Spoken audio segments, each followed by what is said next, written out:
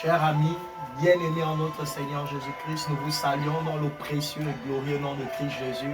Recevez sa paix, recevez sa miséricorde au nom de Jésus. Alléluia, l'allégresse évangéliste. Alléluia, docteur, alléluia à nos internautes, alléluia à tous nos fidèles compagnons et à tous les hommes de Dieu. Que Dieu vous bénisse encore en cette nouvelle semaine au nom de Jésus-Christ. Nous partageons l'évangile de Christ et cette semaine, nous sommes sous le thème « Retire-toi ».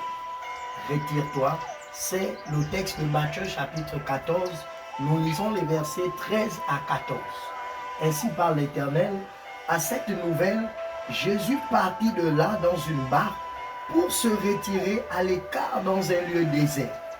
Et la foule, l'ayant su, sortit des villes et le suivit à pied.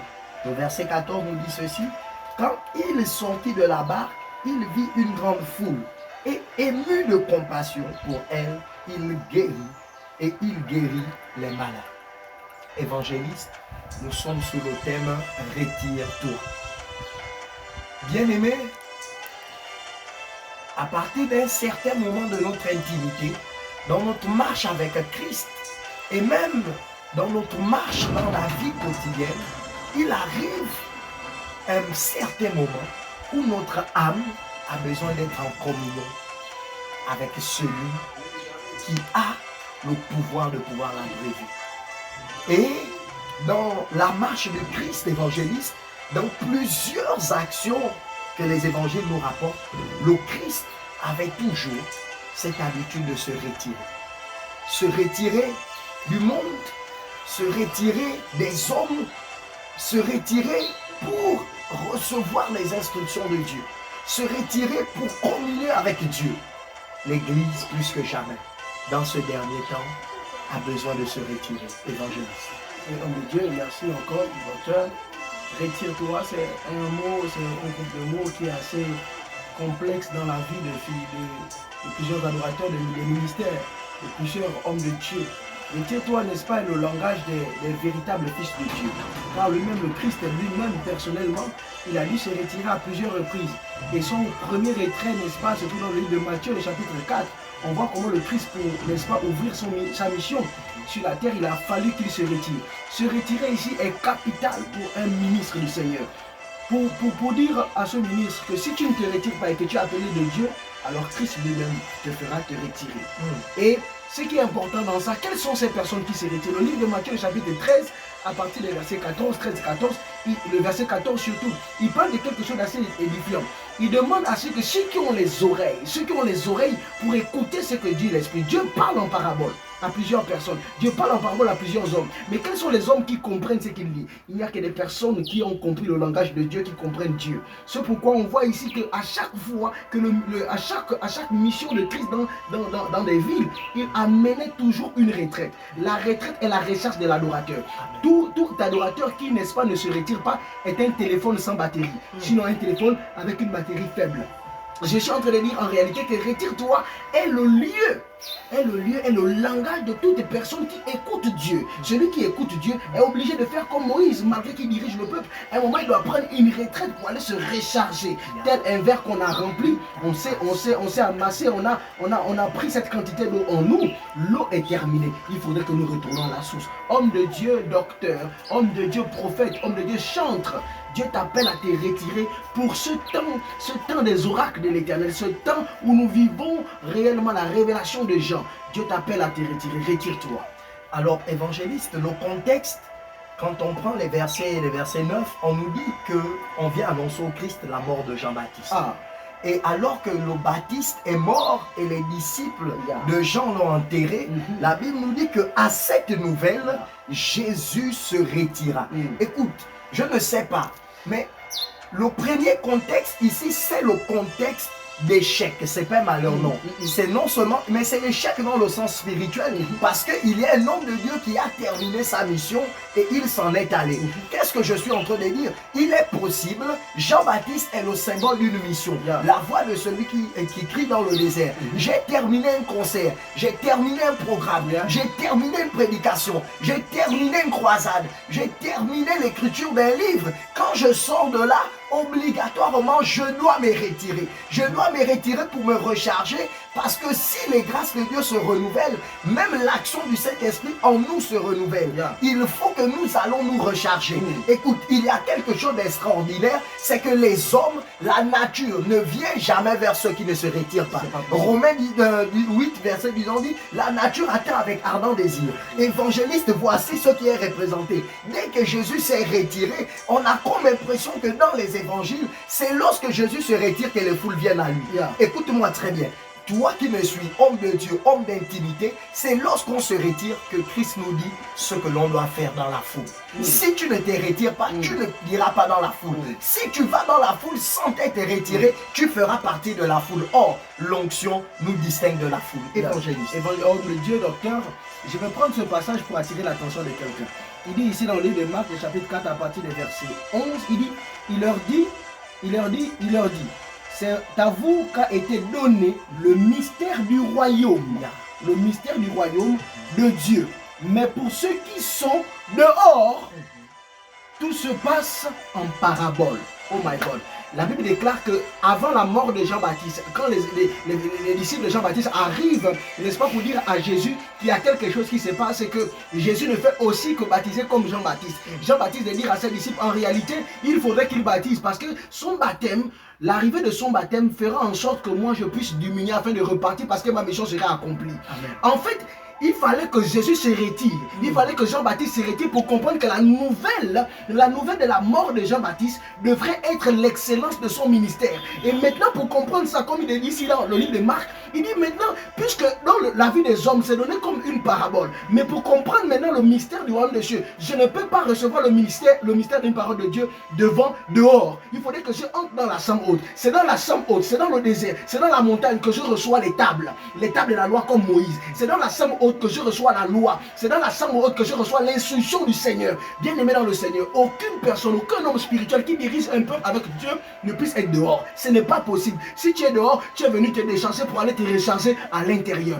Et on nos coutumes et mœurs dans la culture bantou, un enfant, il est dit, un enfant qui commence à faire des enfants, on prend cet enfant, on l'amène au corps de garde. Qu'est-ce qu'on va le faire au corps de garde? C'est pour aller le recharger dans le monde spirituel. Bien aimé dans le Seigneur, tu peux tout dire, mais celui qui est dehors n'est pas comme celui qui est à l'intérieur. Et Dieu a besoin des personnes qui sont à l'intérieur, parce que c'est à l'intérieur que les secrets du ministère sont donnés. C'est à l'intérieur que le mystère de la parole est donné. C'est à l'intérieur que le kairos, que le temps de Dieu, que le réellement puissant de Dieu commence à se manifester. Si tu es dehors, bien-aimé, si tu es dehors, ce ne sera pas pour toi. La part ne sera pas pour toi. Il a fallu que les apôtres soient à l'intérieur pour que le Saint-Esprit descende. Il a fallu qu'ils soient à l'intérieur. Tu es dehors. C'est pourquoi tu ne reçois pas ton réma. C'est pourquoi tu ne reçois pas le kairos de Dieu. Bien-aimé dans le Seigneur, reviens. La nouvelle de la mort de Jean-Baptiste, la nouvelle de la mort de l'église aujourd'hui au Gabon, de certaines pratiques, tu dois t'amener à être à l'intérieur.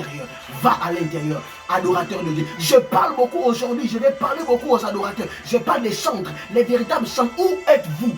Où êtes-vous? Vous êtes trop dehors. Dieu a besoin des adorateurs pour, n'est-ce pas, contenir l'onction de docteur, l'onction, n'est-ce pas, l'onction d'évangéliste. On a besoin des véritables chantres de l'Éternel, mais les chantres sont dehors. Ô chantre, le ministère évangélique a besoin de toi. Au centre, le ministère doctoral a besoin de toi. Rentre en chambre, va dans la chambre haute. Ta louange, action l'onction, afin que la décharge de la charge qui était à l'intérieur puisse donner son effet.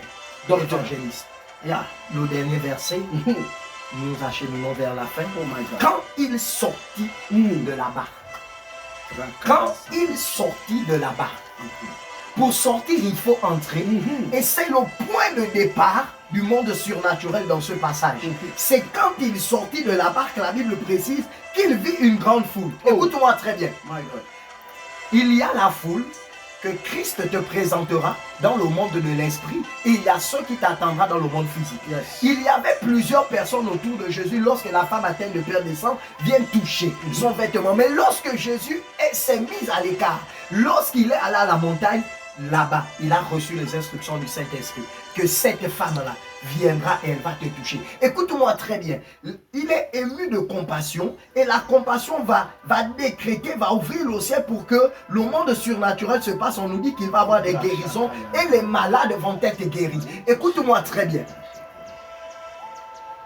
À un certain moment, il y a une obligation que tu ailles à l'écart, que tu t'écartes, que tu t'isoles, que tu entres dans la chambre haute. Pourquoi? Parce que le bruit du monde est supérieur à celui de Dieu. Il faut que tu diminues le volume du monde pour écouter la voix de Dieu. Tant que le volume du monde est au même niveau ou surpasse la voix de Dieu, tu ne peux pas rentrer dans le monde surnaturel. Parce que le monde surnaturel, c'est le monde où on est manipulé par les instructions de Dieu. Et les instructions de Dieu se donnent dans le silence. Moïse en est un exemple. Et dans Exode 19, on dit 3 jours dans l'intimité pour aller à la rencontre. Et ces 3 jours-là dans la nouvelle alliance, ce sont des intimités constantes. Il n'y a plus 3 jours en Jésus-Christ. Les temps sont finis. Chaque jour devient un jour de la rencontre avec Christ, évangéliste. Je vais terminer par cela en disant à quelqu'un, le mot de fin certainement sera peut-être un peu bizarre. Je vais dire à quelqu'un, j'ai envie de parler aujourd'hui, mon esprit m'amène à parler aujourd'hui à des chantres. Les chantres du Gabon en particulier. Les chantres du Gabon en particulier. En réalité, le peuple d'Israël était conditionné sur une action. Les 12 tribus d'Israël étaient conditionnées sur une action. Cette action devait être émise par leur père Jacob. Il s'appelait Jacob.